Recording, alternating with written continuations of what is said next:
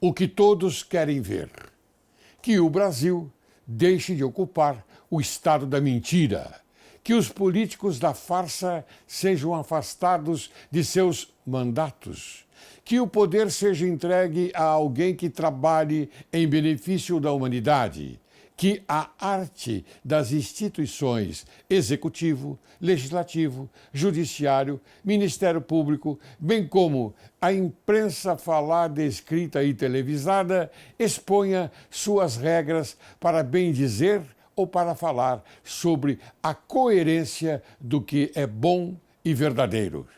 Que o Estado dê atenção à linguagem para que o entendimento das leis seja acessível na formulação expressa da verdade. Que a perseverança encontre o raciocínio adequado às premissas que possam constituir o bom, o belo, o justo, o útil, o agradável e o amor. Que a discrição construa a prudência, substituindo a ignorância pelo orgulho de ser patriota. O que todos querem fazer: atender os ensinamentos de Zaratustra, 630 a.C. Em vão, as potências das trevas e da mentira disputam o mundo às potências da luz e da verdade. Estas perdurarão até o fim dos séculos.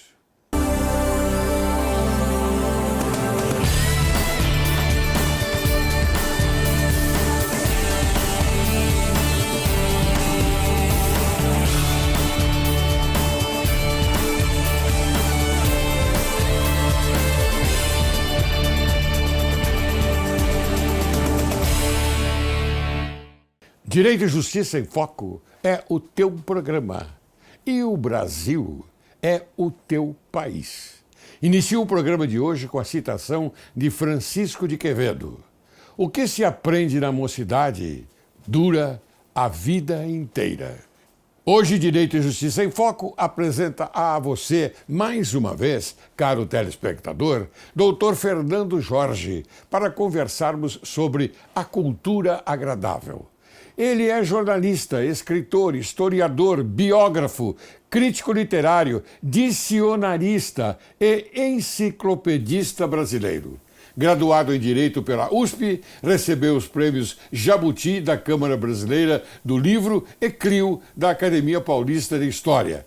Nos acompanha o notável e culto doutor Marco Antônio Ascul, delegado de polícia que criou a Delegacia Itinerante. Sejam bem-vindos. Muito obrigado, muito obrigado. Tudo bem com você, meu querido amigo? Bebendo essa água muito agradável, eu estou me lembrando deste verso: Benedicte soror aqua, que é molto umile e preciosa e casta. Que maravilha! É um trecho do poema do Sol de São Francisco de Assis, onde ele exalta a irmã água, soror aqua. Soror aqua. Que o São Francisco de Assis, além de ser o santo que amava muito os animais, ele amava tudo da natureza. Tudo. As plantas, as flores, as águas dos rios, dos oceanos. Era o santo humaníssimo. Isto. Eu admiro muito São Francisco de Assis. E eu também admiro muito São Francisco de Assis. E eu quero aproveitar a oportunidade para lhe oferecer essa fotografia de dois admiradores do seu programa e de sua pessoa. Que maravilha. Ficaram encantados com o programa do Bolinha, sobre o Bolinha. Sim. Com a atuação da filha dele, Vitória Cury, e também com a interpretação em inglês daquela música daquele cantor famoso, Malcolm Roberts, por parte do Dr. Marco Antônio Ascul. Love is All. Encantados. E mandaram para sua pessoa essa foto. É Michel e Maria, com essa dedicatória. Michel elogiando o comunicador Laércio Laurelli. Michel e Maria. Eu estou bastante comovido e honrado em receber essa mensagem, principalmente vindo do meu querido amigo Dr. Fernando Jorge. Para o comunicador Laércio Laurelli, com a admiração do casal Michel e Maria. Vou guardar, sim, vou colocar no lugar mais precioso da minha vida. Em primeiro lugar, no coração. Em segundo lugar, fisicamente, no lugar dos meus troféus. Muito obrigado. Agradeço muito a vocês dois. Continuem assistindo Direito à Justiça em Foco, porque é um programa belíssimo. Muito obrigado mais uma vez. Classificaram ali, em homenagem ao Olha como ficou bonito. Eu sei. Não é? Ficou, eu já mostrei aqui para o classificado. Essa homenagem. Muito bem. Autor do Direito Positivo e da Filosofia Positiva, nega que a explicação dos fenômenos naturais, assim como sociais, provenha de um só princípio, correto? Certo. Absolutamente certo. Augusto Comte. Augusto Comte. Contismo. O contismo foi a escola filosófica que teve a maior penetração no Brasil no século XIX. A rigor, todos os que participaram da proclamação da República no dia 15 de novembro de 1889 eram seguidores dessa filosofia. E quem estimulou os militares brasileiros a se tornarem positivistas foi um militar chamado Benjamin Constant Botelho de Magalhães. Benjamin Constant. A influência do positivismo foi tão forte no Brasil que, aliás, esse livro, pode mostrar? Posso, Ivan claro. Lins. Claro, é o livro de tem mais de 500 páginas. Monteiro de Barros Lins.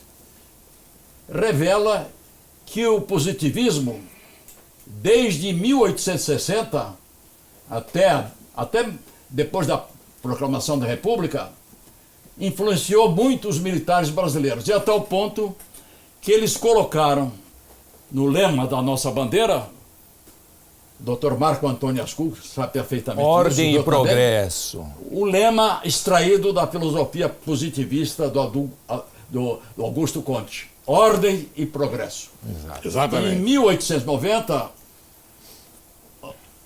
o Senado Federal e a Câmara dos Deputados do Rio de Janeiro quiseram abolir esse lema, achando que era inconveniente, não se agitava muito bem, mas houve uma reação popular muito forte. Agora, eu quero explicar que quem criou a bandeira brasileira não foi um brasileiro. Não foi um brasileiro? Isso está sendo revelado aqui como um furo, porque milhões, acho que muitas pessoas dotadas de cultura ignoram este fato. Quem criou a bandeira brasileira foi esse francês aqui. Nossa, deixa eu... Está aqui. Jean-Baptiste Debré. Jean-Baptiste Debré. Esse homem veio ao Brasil em 1816 com a missão artística francesa, chefiada pelo francês Le Breton, a convite de Dom João VI, que foi magistralmente retratado num livro pelo Dr. Marco Antônio Ascul, que eu tive a honra de prefaciar. O livro do Dr. Marco Antônio Ascul é o primeiro no Brasil que faz justiça a respeito de Dom João VI e que prova que ele foi realmente o fundador do Estado brasileiro. Em 1822, Dom Pedro I convidou o Debré para executar, desenhar a bandeira do Brasil. O Debré era pintor e também desenhista. Era mais desenhista do que pintor.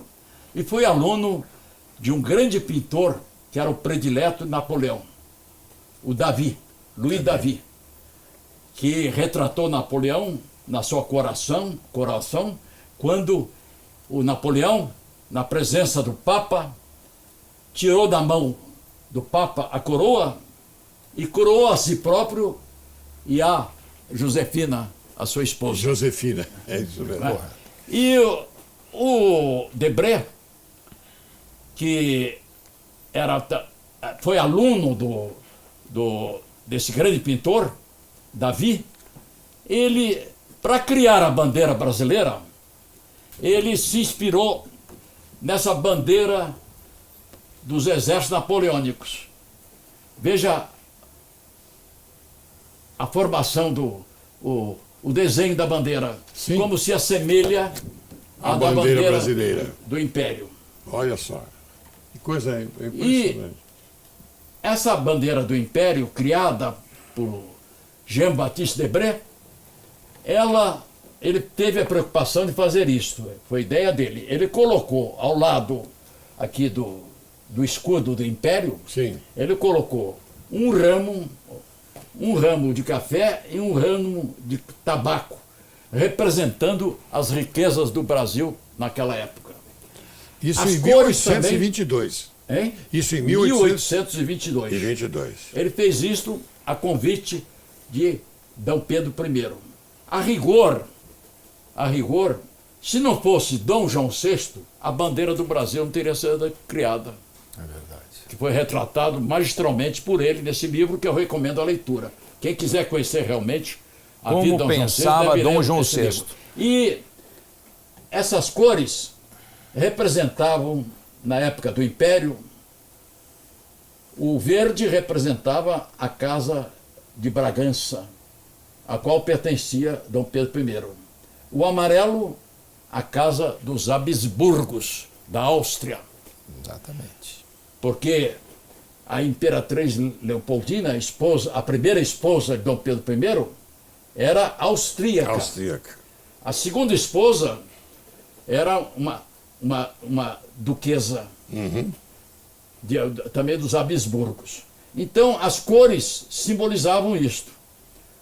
As respectivas famílias do imperador do Brasil e da imperatriz.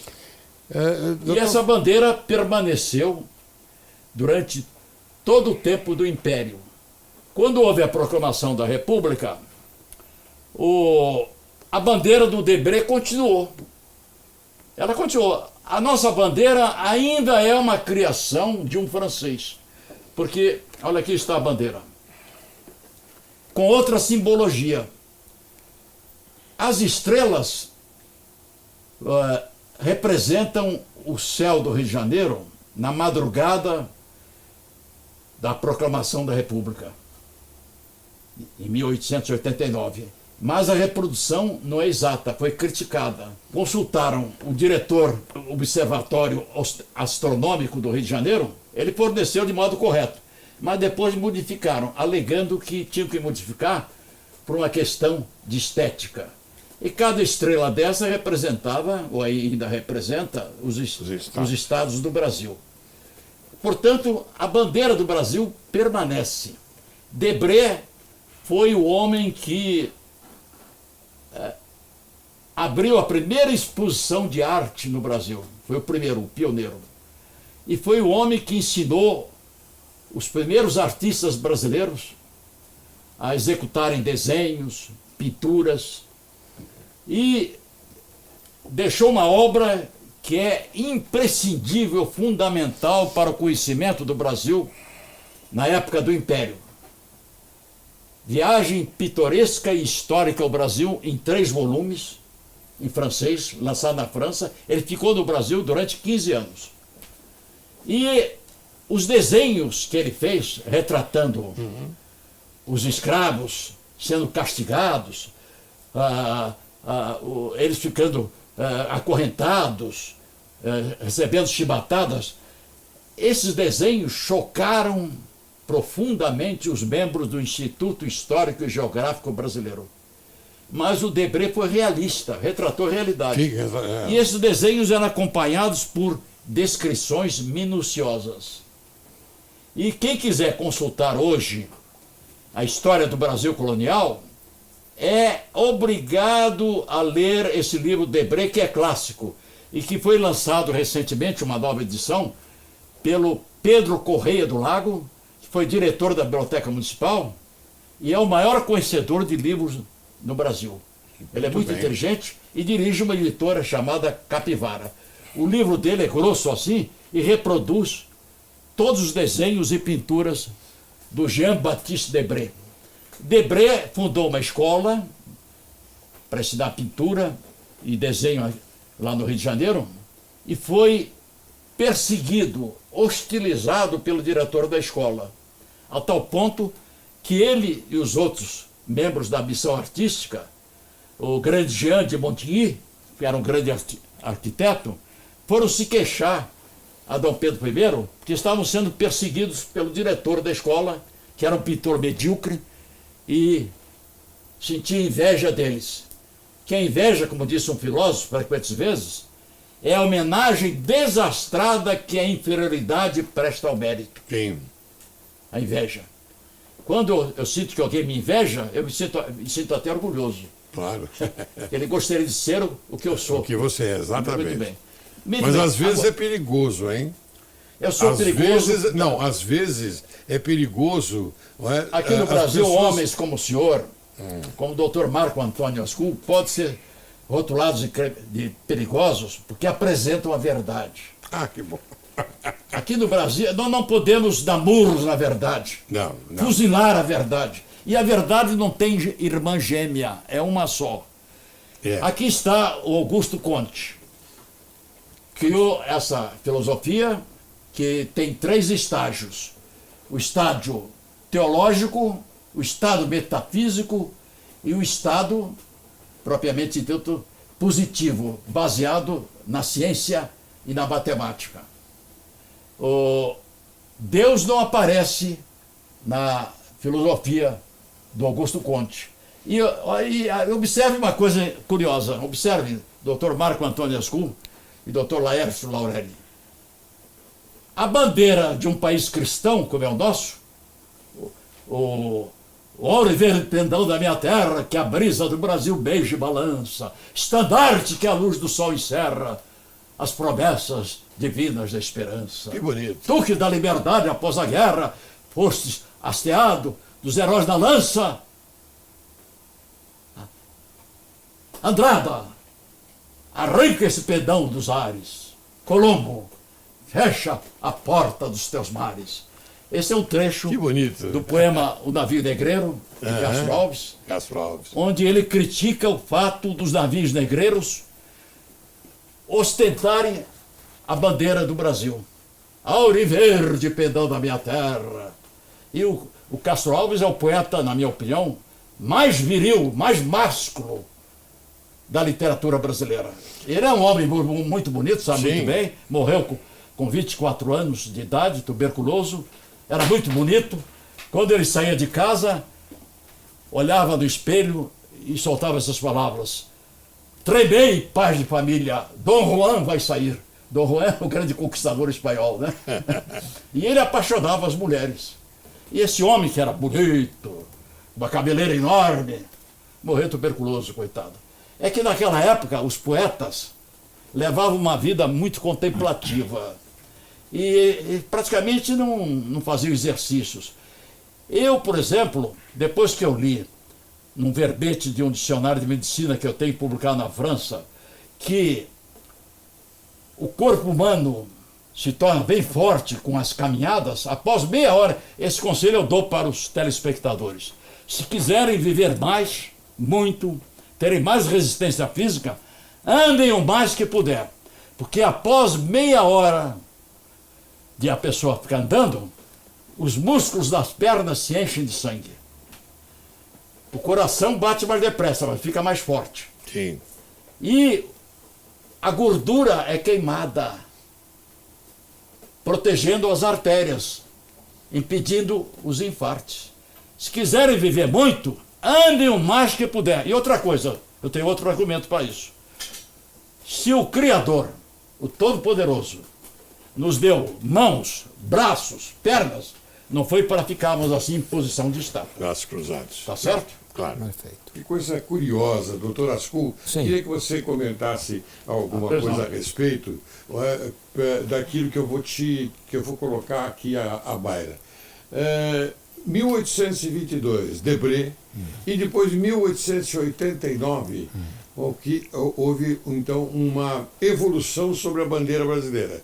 Foi o que eu entendi.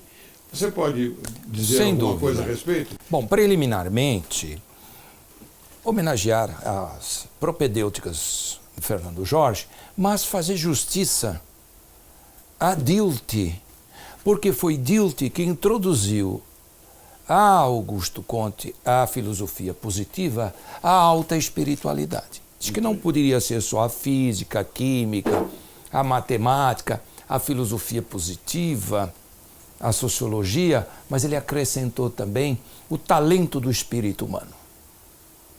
Portanto, é o que deu a graça Muito bem. a Augusto Comte. Nesse período, nós tivemos um crescimento pujante do Brasil, por isso que, quando meu pai esteve aqui, ele disse que o próprio Charles de Gaulle disse as relações entre o Brasil e a França, entre princípios, são muito fortes.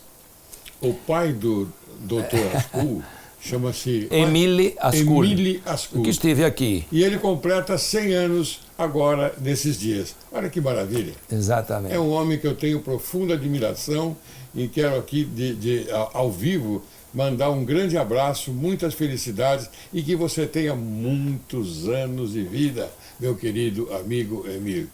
Obrigado, Excelência. Eu vou chamar um pequeno intervalo. Posso? Ótimo, pode sim. E depois nós vamos retornar Maravilhoso. conversando mais ainda sobre a cultura agradável. Ah, sem dúvida. Sim, caro telespectador, porque hoje nós estamos tomando conhecimento de coisas que passam, que não são comuns e que não chegam aos ouvidos da sociedade brasileira. Esse é um programa hoje maravilhoso. Eu quero cumprimentar também o nosso querido amigo Dr. Fernando Jorge, porque ele traz a verdadeira cultura e de forma agradável. E a revelação inédita da história no Brasil, Então, que você não aprende nas escolas. muito bem. Você aguarde que logo, logo retornaremos.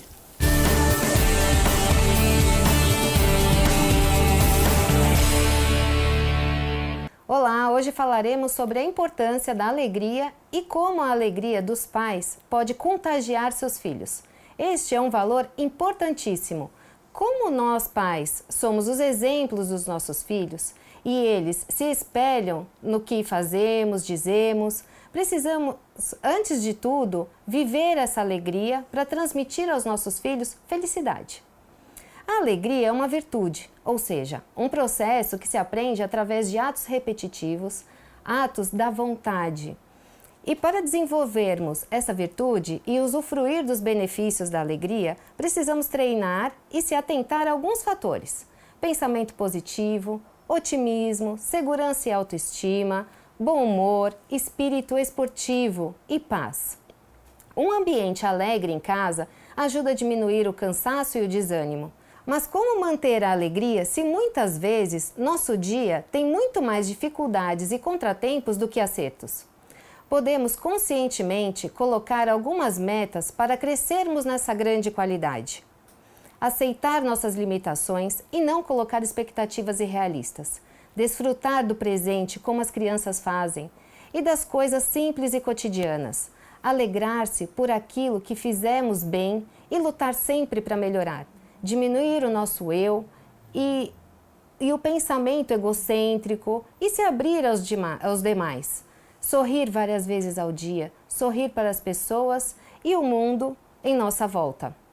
Foi essa a dica de hoje, espero que tenham gostado, bom treinamento e até o próximo programa.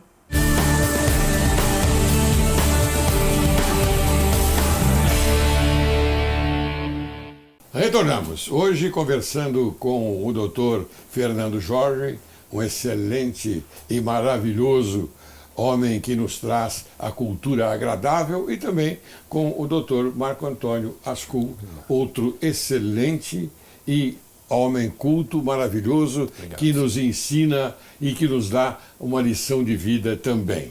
Então, responda aquilo que eu te perguntei. Bom, neste de período... 1922 a 1889. Bom, eu gostaria de me reportar a 1821, quando ele criou o Tribunal do Júri para os crimes contra a imprensa, Dom Pedro I, sob a aquiescência de seu pai, Dom João VI, que era realmente o imperador titular. Ele era o príncipe regente.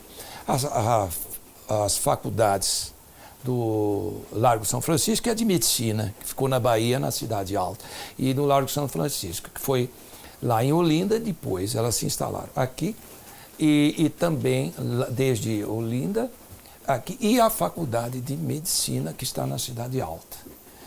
E também o que deu posteriormente a criação do Código de Processo Criminal pelo Regente Feijó lá na frente. Mas foi com base nas matizes feitas por Dom Pedro I. E o Brasil passou a ter uma pujança e um desenvolvimento na indústria, na agricultura, no comércio e na prestação de serviços. Muito bem. Caro telespectador, nós temos muitas perguntas a fazer e naturalmente, que serão colocadas as respostas pelo Dr. Fernando Jorge, coisas que muita gente não sabe. Por exemplo, Tomás Antônio Gonzaga, o poeta da obra Marília de Dirceu, um dos principais participantes da Inconfidência Mineira, liderada por Tiradentes, era mineiro de Ouro Preto. Mas ele não era brasileiro, era português. E nasceu na cidade do Porto, em 1744. E morreu na África em 1812. Muito bem. Inúmeras pessoas pensam também que a atual bandeira do Brasil foi criada por um brasileiro, que nós já pudemos saber no primeiro bloco. Então eu pergunto agora ao escritor Fernando Jorge, isto é verdade? E também pergunto, existe algum elo entre a bandeira do Brasil e a bandeira de São Paulo? Existe. Primeiro de tudo, eu quero cumprimentar a sua pessoa, o Dr. Marco, porque estão apresentando aqui aquilo que é agradável, curioso. Porque chega domingo, o telespectador começa a mudar de canal, porque são programas chatos que espalham a epidemia do tédio. Então ambos, Dr. Marco Antônio Ascurro e a sua pessoa, Laércio Aurélio, apresentando esses fatos curiosos, que são agradáveis para serem conhecidos, enriquece a cultura do telespectador de maneira amena. Sim. São conhecimentos digeríveis, palatáveis. Eu quero cumprimentar os dois, o Dr. Marco e a sua pessoa. Muito obrigado. Pelo fato de estarem apresentando um quadro dessa natureza. Mas a estrela do programa é você, Não, né, não, cara? absurdo. Eu só quero divulgar aqui a cultura, não me julgo sábio, eu sou, na escola da vida, um eterno aprendiz, um aluno que não para de receber lições dessa grande mestra que é a vida. Muito bem. E aí toda a cultura também é limitada. Perfeitamente. Porque nós estamos aqui na vida como esses peixinhos no aquário. Perfeitamente. Eles avançam, recuam, esbarram no vidro. A rigor, ninguém sabe nada. Perfeitamente. Essa que é a verdade. Já Então, dizia o grande Sócrates, não- sei que nada sei. Nada. Tudo é relativo. O grande é só Deus. Bem, o criador da bandeira de São Paulo não foi um paulista, não. Isso que eu estou dizendo aqui, milhões de pessoas ignoram. Acho que a maior parte da população. Eu não estou menosprezando a população, chamando-a de ignorante. Não. É porque aqui no Brasil, a mídia, o rádio, a imprensa, a televisão, os meios de comunicação, em vez de procurar elevar o nível cultural do povo, fazem todas as espécies de concessões aos baixos instintos da natureza humana. Sim. É por isso que nós vemos essas telenovelas idiotas, programas cretinos. Eu até imaginei essa história. Uma mãe vai procurar o médico e diz assim para o médico: doutor, o meu filho era inteligente, ele gostava de ler bons livros, adquirir cultura. Eu digo isso para o senhor com o coração arrebentado, estraçalhado. Ele parece que se tornou um idiota. Aí o médico, eu inventei essa história. O médico, mas a senhora, para descobrir qual seria a causa disso, ele era tão inteligente. A senhora me conte o que o seu filho está fazendo atualmente. Ele deixou de ler os bons livros, de se interessar pela cultura, e passa o dia inteiro vendo programas de televisão. Então, aí o médico diz, já sei. Foi por causa disso. Esses programas que ele está vendo imbecilizam, cretinizam. Eu vou acrescentar, posso? Hein? Posso acrescentar? Claro. É a lavagem cerebral Lavagem da cerebral. hegemonia cultural oblíqua, ou seja, me perdoe, comunista. É verdade. Então, o que nós estamos apresentando aqui é muito curioso, é muito interessante. Depois de ouvirem as nossas revelações, e eu repito, não estou fazendo isso porque eu me julgo dono da verdade, um homem extraordinariamente culto, nada. Eu sou um aluno, repito, na escola da vida. Quem criou a bandeira paulista, está aqui o retrato dele. Júlio Ribeiro, que era escritor, autor de um romance famoso da literatura brasileira, A carne. A Carne, que foi muito atacado pelo padre Sena Freitas.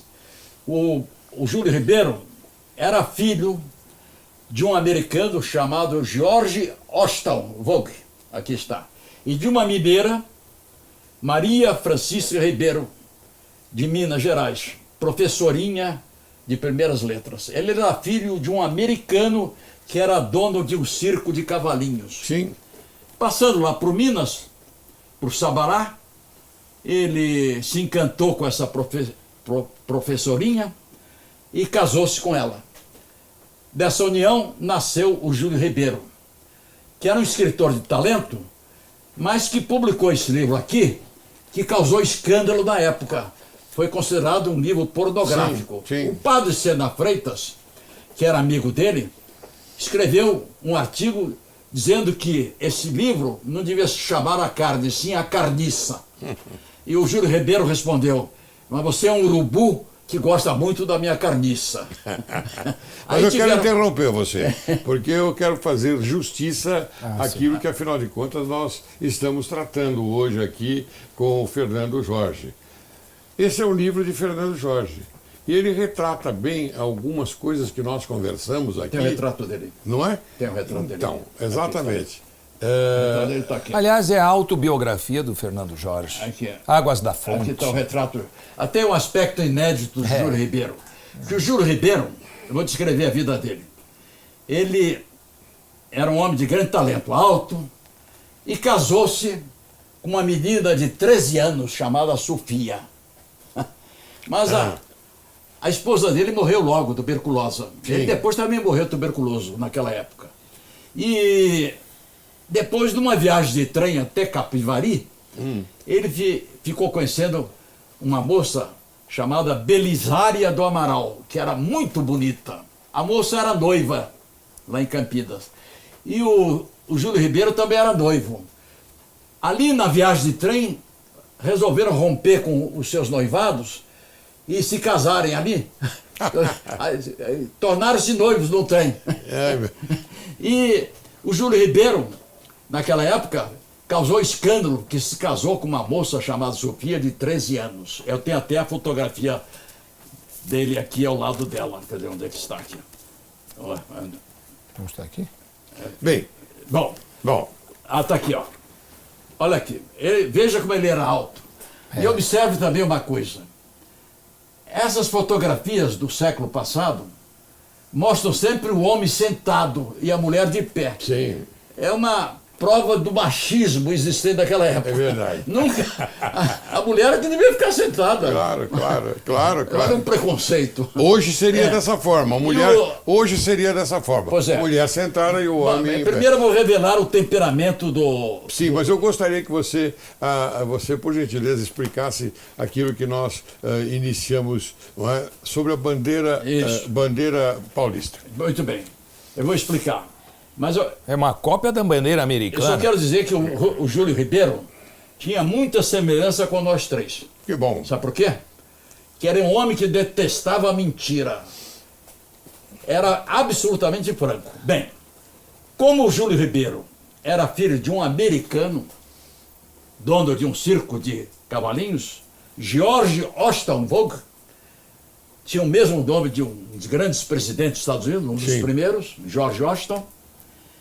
Ele, inspirado na bandeira do país do seu progenitor, que está aqui, ó, com essas listas, ele resolveu oferecer ao governo republicano, que havia se instalado após a data de 15 de novembro de 1889, ao Marechal Deodoro da Fonseca, ao Floriano Peixoto, ao Benjamin Constant, ao Quintino Bocaiúva,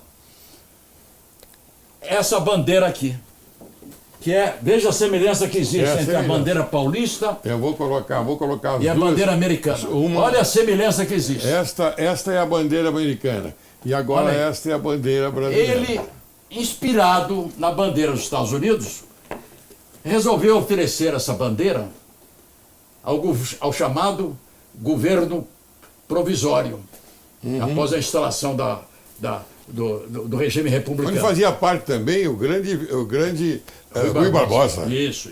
Bem, o Rui Barbosa foi o primeiro ministro da Fazenda, Sim, né? não é? E era antes conselheiro. Isso, era conselheiro e Do foi Império. conselheiro do Império. Exato. Conselheiro do Verdade? Império. Muito bem. Ele ofereceu essa bandeira, por favor, pega aqui a bandeira. Essa bandeira que ele criou, essa bandeira, que hoje é a bandeira paulista, ao governo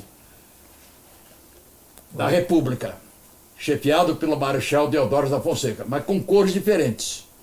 Cor verde, azul, etc. O governo aceitou. Ele recebeu outras propostas para o governo. Então, o que fez o Júlio Ribeiro? Resolveu oferecer essa bandeira aqui ao governo paulista. Exato. O governo paulista aceitou. E o governo, ele explicou que essas cores representam as 3 raças do Brasil. A cor preta, a raça negra. A cor branca, a raça branca. E a cor vermelha, a raça que é chamada de vermelha, influenciado pelos peles vermelhas dos índios norte-americanos. E essa bandeira alcançou o seu momento de glória durante a Revolução Constitucionalista de 1932. Eu vou lhe mostrar isso aqui. Eu tenho aqui uma documentação rica que eu trouxe especialmente, como a bandeira era sempre apresentada. Nesse cartaz que era divulgado MMDC. após o assassinato daqueles 4 estudantes, o fundo apresenta a bandeira paulista. Está aqui.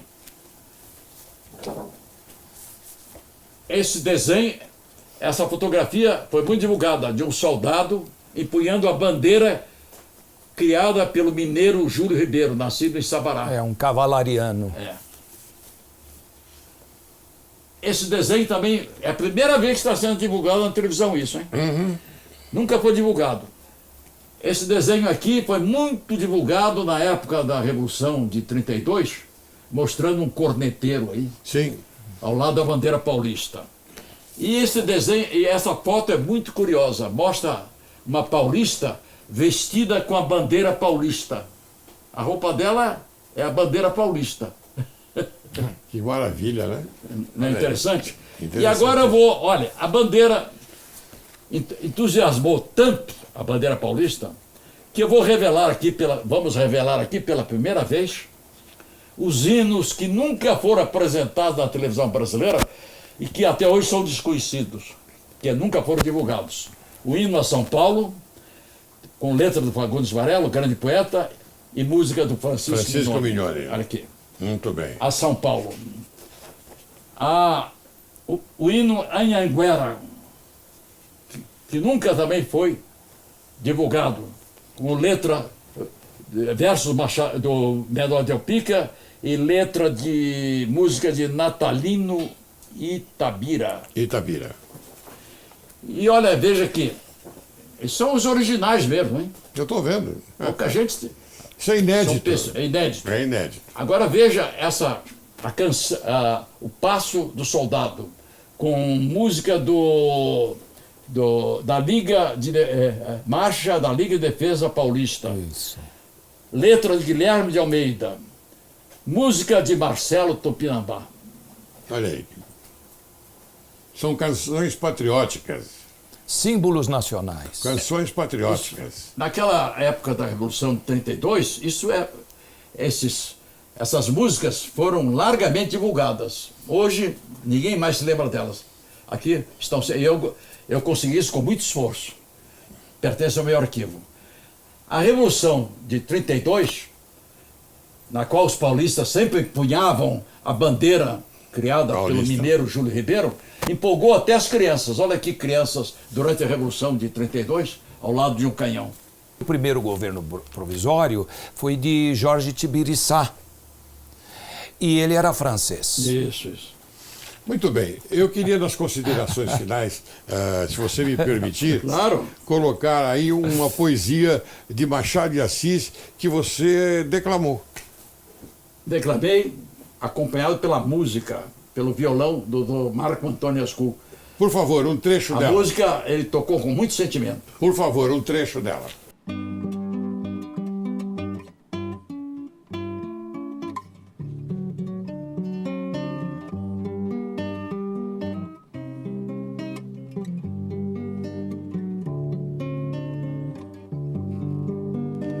Vou declamar uma poesia do grande escritor Machado de Assis, o mais completo escritor da literatura brasileira, que brilhou em todos os gêneros literários, no conto, no romance, na novela, no teatro, no ensaio. A poesia se intitula Quando Ela Fala e é altamente espiritual.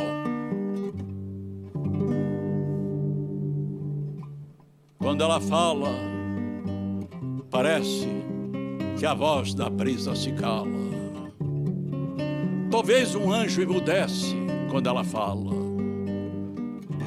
Meu coração dolorido,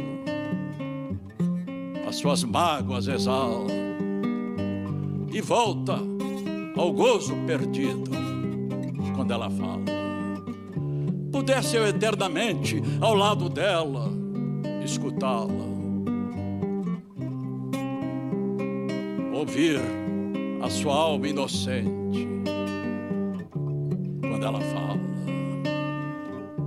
Minha alma já semi-morta conseguira ao céu alçá-la, porque o céu abre uma porta quando ela fala.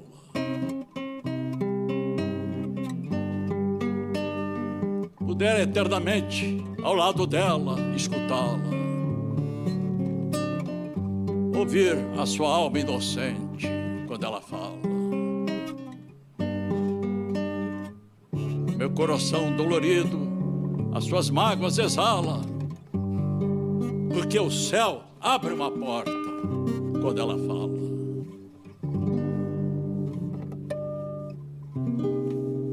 Dedico a declamação desta poesia do grande Machado de Assis a todos aqueles que amam as suas companheiras e também as companheiras que se acham na mansão celeste sonorizada por sinos de ouro sob a proteção de Deus. E quero aqui enaltecer Marco Antônio Ascul, que é um artista completo. Tem alma, executa músicas com muito sentimento, que tocam profundamente em nossa sensibilidade. Dr. Marco Antônio Ascul, meus parabéns pela sua composição, que combina de modo perfeito, harmonioso, com esses versos delicadíssimos do nosso grande Machado de Assis. O programa Direito e Justiça em Foco tem um projeto e um compromisso com a absoluta verdade. Portanto, na arte de combinar os sons, que é a música, nós temos o canto, que é para poucos, porque requer uma técnica muito aprimorada, de impostação de voz e diálogo entoado, e a interpretação e a voz coloquial. E o que nós vamos fazer hoje aqui é apenas uma interpretação e uma voz coloquial, porque muitos são os intérpretes talentosos, muitos são os compositores, mas poucos são os cantores. Cantar foi o que nós fizemos na homenagem póstuma a Edson Bolinha Clube no programa Direito e Justiça em Foco, mostrando o Clube do Bolinha, programa que foi apresentado anteriormente. Hoje, vamos apenas mostrar o que seja uma voz coloquial dentro da arte de combinar os sons.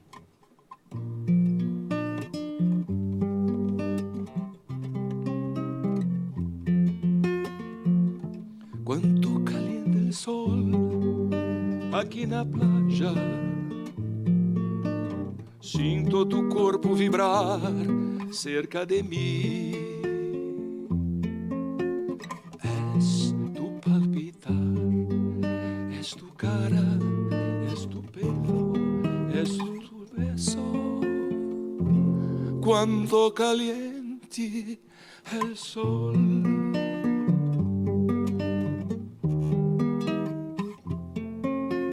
Quanto caliente el sol aqui na playa, sinto tu corpo vibrar cerca de mim.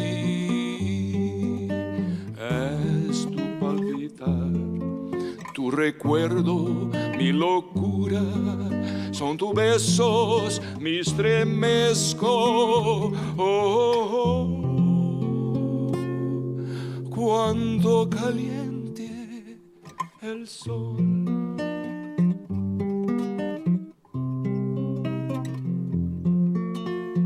Cuando caliente el sol aquí en la playa,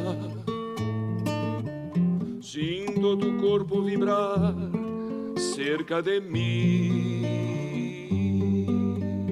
Es tu palpitar, es tu cara, es tu pelo, son tus besos, me estremezco. Oh, oh, oh. Cuánto caliente el sol.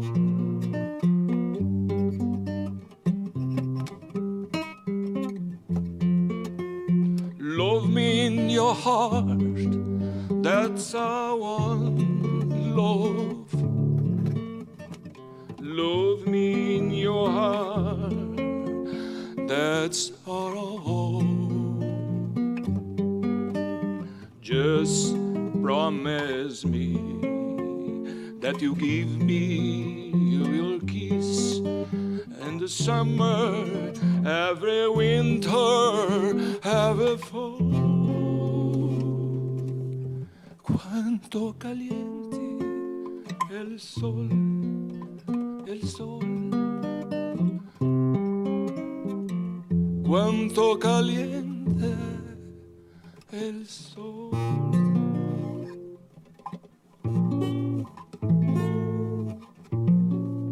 Quero agradecer a presença do excelso ser humano Fernando Jorge, que muito honrou o programa Direito e Justiça em Foco. Agradeço igualmente ao excelente delegado de polícia, Dr. Marco Antônio Ascul, e na esperança que a conversa de hoje tenha a força e a energia de aproximar a sociedade brasileira com o objetivo de alimentar e conservar sempre vivo no coração humano o lume sagrado da honra, da independência, da magnanimidade, do patriotismo e da consciência pública, preservando os sentimentos de direito e justiça. Muito obrigado. Muito bem.